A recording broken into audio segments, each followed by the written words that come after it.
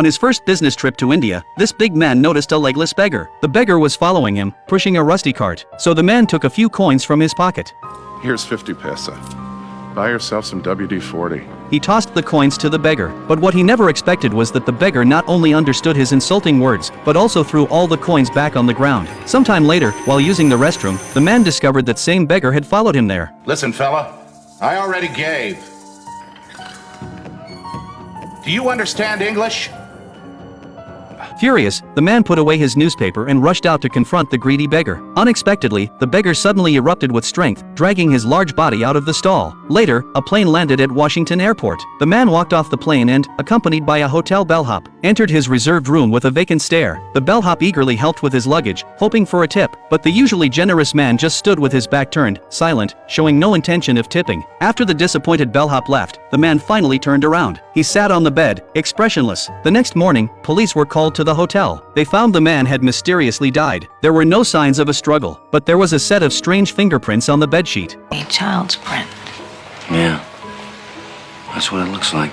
However, judging by the way the man died, the killer couldn't possibly be a child. Later, Dana performed an autopsy. She determined his time of death was 24 to 36 hours prior. This meant he died before leaving India. A dead man had flown from India to the US, then taken a taxi and checked into a downtown hotel. This clearly defied logic. The two immediately contacted the Indian consulate. They learned that just 3 weeks earlier, an American businessman had also died in a hotel, in exactly the same manner as the big man. When Dana checked the autopsy report, she saw the recorded weight was 238 pounds, but the businessman's passport showed he was only 205 pounds. This 33-pound difference was a crucial clue. Suddenly, she had a terrifying thought. Perhaps the murderer in these two cases could freely enter and exit the victims' bodies. It was a stowaway husk, the size of a child. That would explain the small fingerprints. If they weighed the big man's body, she was sure his weight would also have increased by 33 pounds. Meanwhile, on the other side of the city, a man with a vacant expression applied for a janitor job at a school. The principal, impressed by his resume, overlooked his unusual demeanor. And I understand you can start immediately?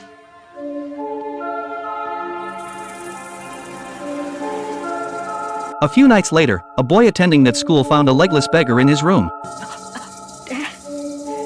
Dad? What is it? There's a man in here! What? A few seconds later, the beggar had vanished. His father thought he'd just had a nightmare. After calming him down, the father went to the living room to watch TV. Unbeknownst to him, behind his back,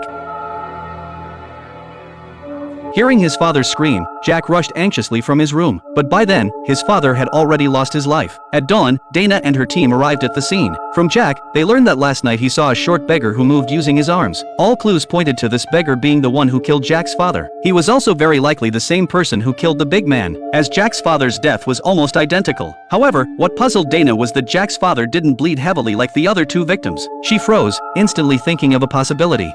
Unless that's just the first stage.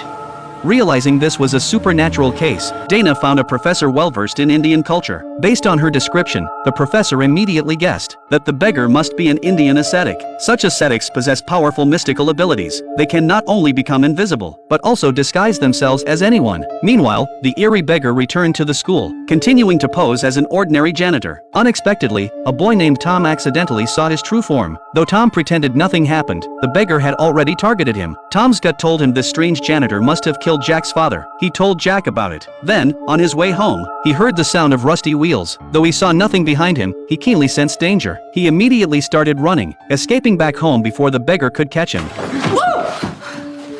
What's the matter with you? Nothing.